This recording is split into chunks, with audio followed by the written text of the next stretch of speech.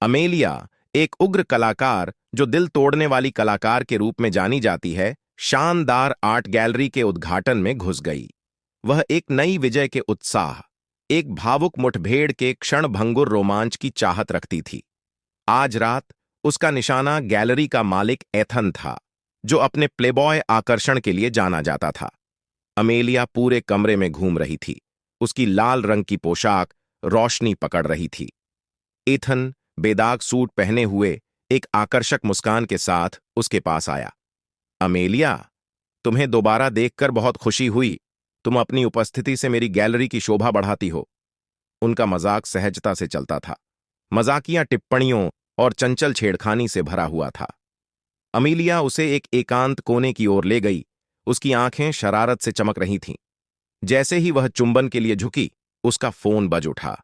शर्मिंदा होकर उसने अधिसूचना को शांत करने के लिए टटोलते हुए उसे बाहर निकाला। क्षमा करें, गलत प्लेलिस्ट है। वह बुदबुदाती हुई अपना फोन वापस अपने पर्स में डाल रही थी। एथन ने उत्सुकतावश भौहें उठाईं। प्लेलिस्ट? अमेलिया ने आह भरी। यह कुछ भी नहीं है, बस एक मूर्खतापूर्ण ऐप है जिसका मैं परीक्षण कर रहा हूं।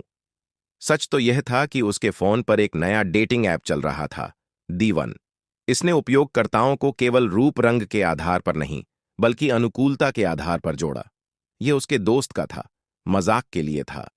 लेकिन एथन को यहां देखकर अमेलिया को कुछ नई चीज की झलक महसूस हुई, एक वास्तविक संबंध। रात जारी रही। बातचीत कला से किताबों, सपनों और आकांक्षाओं पर केंद्रित हो गई। अपनी ईमानदारी से आश्चर्यचकित अमेलिया ने खुद को एथन की बुद्धि और बुद्धि से मोहित पाया। आखिरकार जब वे अलग हुए तो उसके सीने में एक अजीब सी गर्माहट पैदा हो गई।